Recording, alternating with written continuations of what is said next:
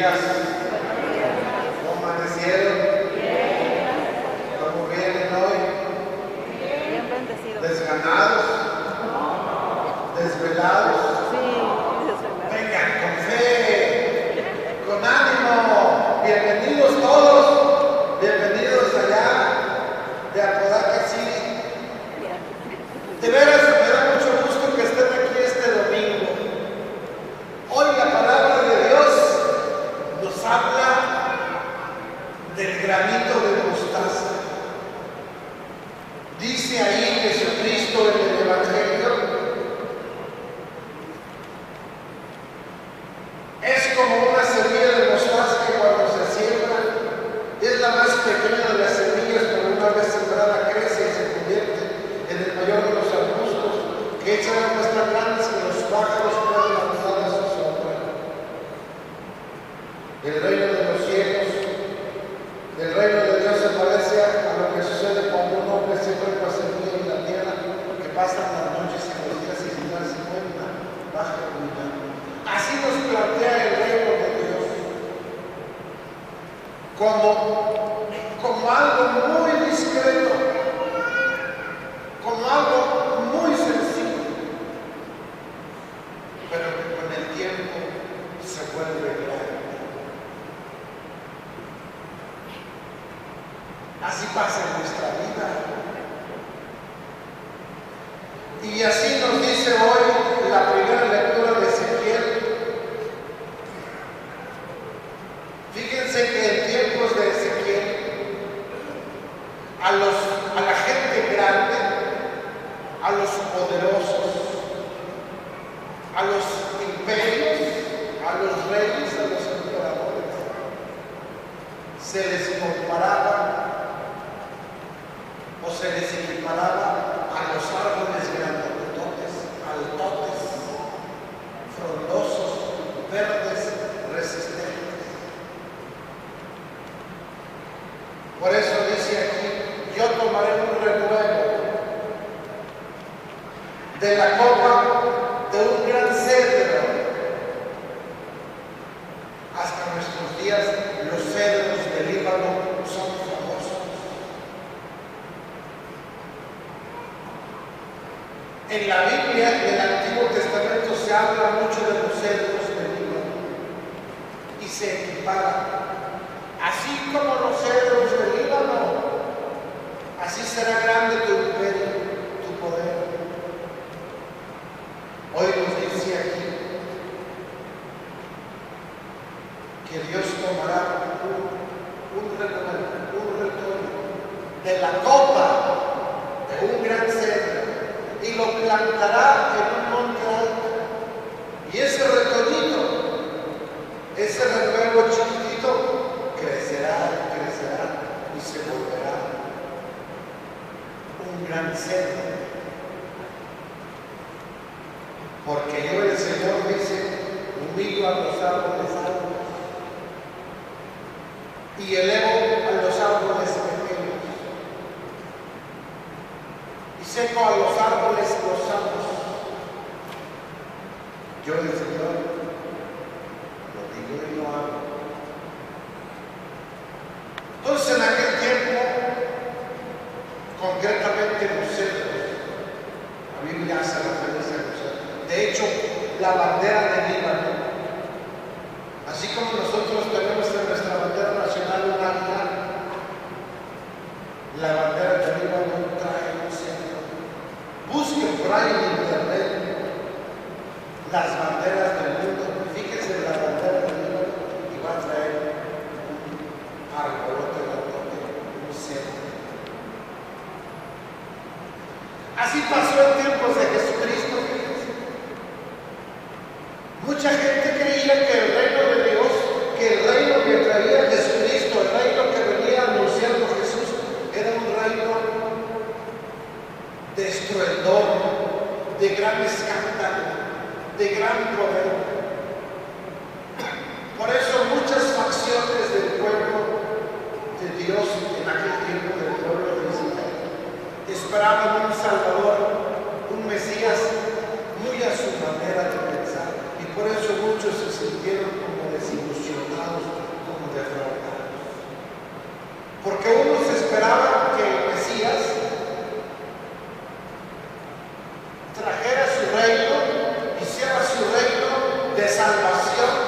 lo hiciera presente como un gran guerrero. Y esperaban un guerrero que viniera a hacerles la guerra y a dar su castigo, su merecido a quienes los oprimían, a los romanos. Entonces ellos esperaban un Mesías con su reino, un Mesías del reino, que viniera como a castigar a los que los oprimían. Hay otros que esperaban un reino de Dios, un Mesías, un Salvador, como venido del cielo, que viniera entre rayos y nubes, como un astro, como un cometa, yo no sé, y que viniera a levantar el vilo a todos los que esperaban la salvación, a todo el pueblo de Dios, y los fuera de la boca. De hecho, esa es todavía la mentalidad de muchos judíos, porque piensan que Jerusalén, físicamente hablando, se levantará, y con todos los que habitan en Jerusalén irá subiendo hasta estar en el cielo. Muchos esperaban un Mesías así, que viniera de lo alto, con rayos, con truenos, en medio de nubes, y a elevar a todos los que estaban esperando el reino. Otros esperaban un Mesías, un Salvador como guerrillero, como saboteador. Otros esperaban un Mesías político que viniera a hacer acuerdos con los romanos, con los griegos, con los mismos judíos y con las diferentes facciones. Pero fíjense que no fue así.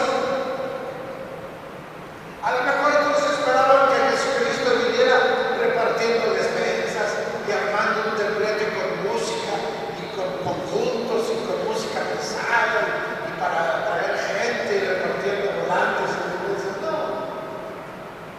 Se juntó primero a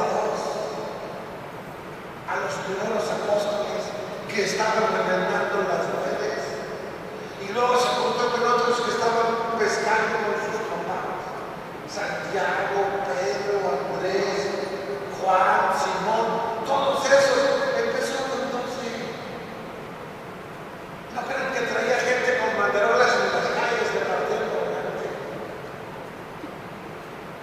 Empezó con una cosita pequeñita, a anunciar su reino. ¿Cuál era el reino? ¿Cuáles son los valores del reino de Dios? Porque aquí dice: ¿con qué compararemos el reino de Dios? Su reino era reino y sigue siendo reino de vida, no de muerte. Reino de justicia, no de injusticias, ni de pleitos, ni de envidia, de justicia, de solidaridad, de igualdad, de equidad. Reino de verdad, no de mentiras, no de engaños. Reino de amor, no de rigores, ni de odios, ni de resentimientos. Reino de perdón, reino de misericordia, reino de generosidad, de verdadera libertad. Esas son el reino de Dios que Él nos pedía a la iglesia. Entonces mucha gente esperaba el reino de Dios con cosas estruendosas, con grandes escándalos. Jesucristo vino a traernos su reino con su vida, con su muerte, con su resurrección gloriosa, juntándose primero a 12 seguidores. Y después la Biblia nos habla de 72. No, ni siquiera de muchedumbres, ni de grandes masas. Después nos habla ya la Biblia de multitudes. Pero al principio no fue así. Por eso la pregunta fundamental hoy a nosotros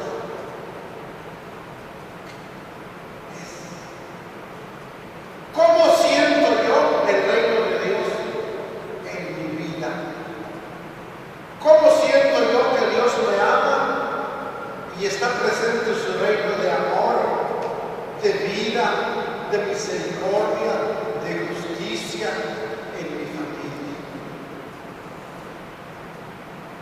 Dice aquí la segunda lectura del apóstol San Pablo a los Corintios. Por eso procuramos agradarle en el destierro o en la patria. Caminamos guiados por la fe, sin ver todavía. Así sucede con el reino de Dios hoy en nuestra propia vida. A lo mejor que nos desesperamos porque quisiéramos ya que Dios obrara en nosotros los milagros y estuviéramos todos muy bien y cambiara toda nuestra vida de un solo golpe y ya siempre todo fuera amor y paz y felicidad. Pero no es así. Tenemos que verlo todo con ojos de fe. Tenemos que descubrir dónde está Dios presente en mi vida. ¿Cuáles son esos signos, dadores de vida, signos del reino de Dios en mi persona, en mi familia? Porque el reino de Dios es como esa semillita de mostaza, chiquita, imperceptible, como un puntito de una negrita así las cosas. Pero que cuando crece y se desarrolla, dice, los pájaros vienen y hacen sus nidos. La mostaza es un arbusto muy grande y muy fuerte. Yo me acuerdo que cuando estaba en la escuela nos daban un frijol y lo metíamos en un frasquito de esos chiquitos de verde y le poníamos un algodoncito, yo lo ponía en la ventana y ahí lo dejaba. Y sin darme cuenta ni sin saber cómo, ya después estaba ahí. Así sucede cuando el sembrador siembra su semilla en la tierra. Dios hace su obra en nosotros. Tengan fe en su vida, tengan fe en su familia, tengan fe en sus hijos, tengamos fe en el mundo, en la gente que nos rodea, pero tengamos fe en Dios. Él cambia nuestra vida, Él cambia nuestra manera de ser, Él cambia, tiene el poder para cambiar a las personas. Hay gente decepcionada de la vida, gente decepcionada de Dios y de las personas, gente que me dice, no, padre, este ya no cambia. Toda la vida mío, así lo quitas. Le gusta el fulano. Ese ya no va a cambiar. Genio y figura, hasta la sepultura que se ve. ¿Por qué habrá gente que ya no cree en lo bueno? En sus hijos. Hay gente que ya no cree en sus hijos. Para siempre sale así. Eso nunca va a cambiar. Gente que ya no cree en su esposo o en su esposa. Esta vieja madre siempre fue así. Siempre fue un tomador, siempre fue un loco. Por ejemplo, hay gente que viene y dice, padre, si viera cuántos corajes hago con mi marido, porque no puedo hacer que venga a misa. Le pido a Dios por él y me canso de decirle y le ruego y le insisto que venga a misa.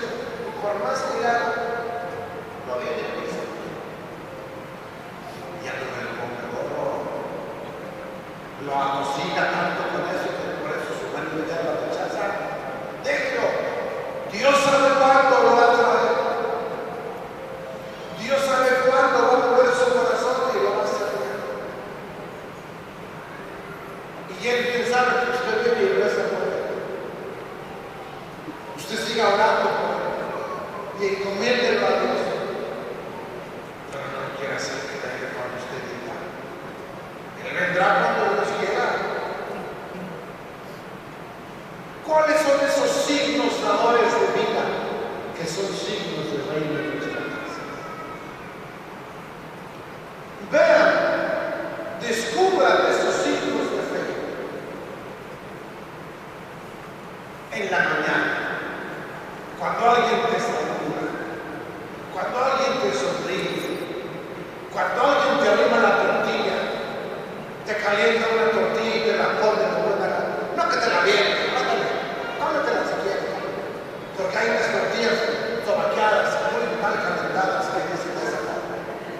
Pero que alguien te caliente una tortilla bien, pero no, y te la pone.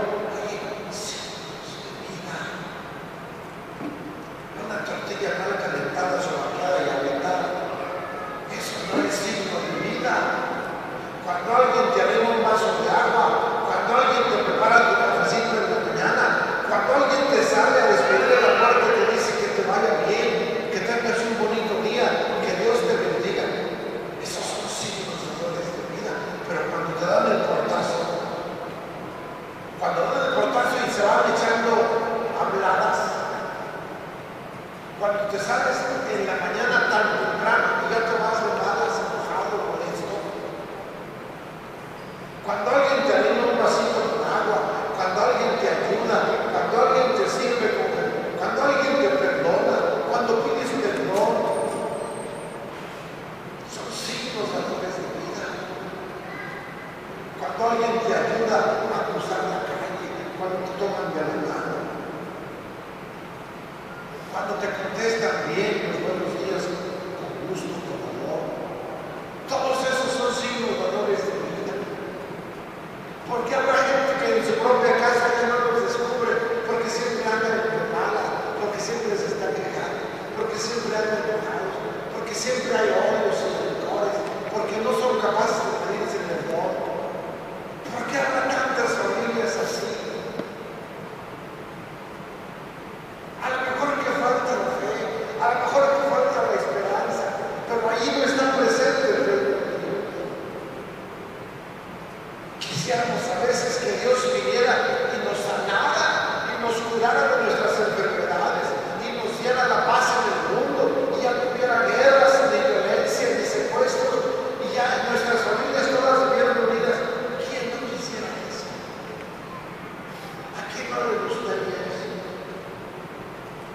Pero el reino de Dios no es así. El reino de Dios empieza por cositas pequeñitas como la semilla de mostaza.